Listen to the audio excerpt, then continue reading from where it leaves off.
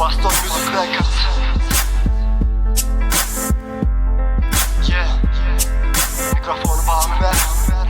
Root.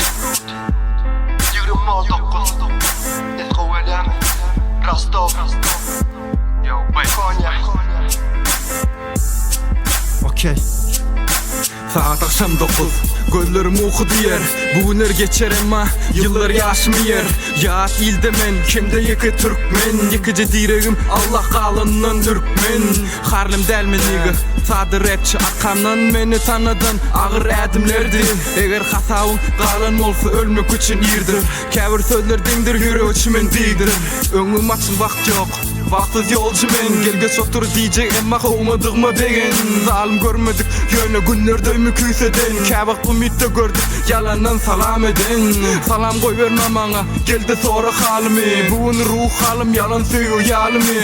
Yazmasam da kalım diptir kıyın örer. Bugün berde kalacak deymen menin uykum gelir. Durmuş desek mi buna, geçmişe yazsak mı buna? Koy şemal postun gideli, bugün berdemen deymen uykum gelir.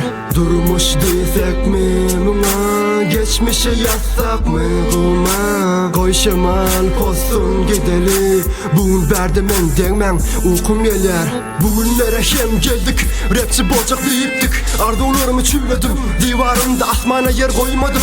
Lanatlanan raptenen doymadım. Kerun bırdatlar yazar bu zümer. Dertler üşende saz bilen çözer.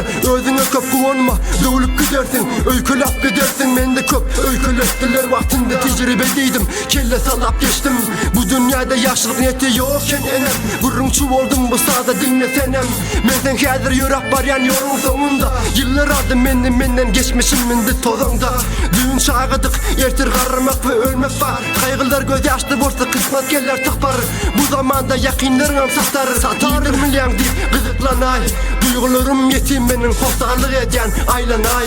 Durmuş desek mi buna, geçmişe yazsak mı buna? Koy şemal postun gideli, bugün berdemen deymen uykum gelir. Durmuş desek mi buna, geçmişe yazsak mı buna? Koy şemal postun gideli, bugün berdemen deymen uykum gelir.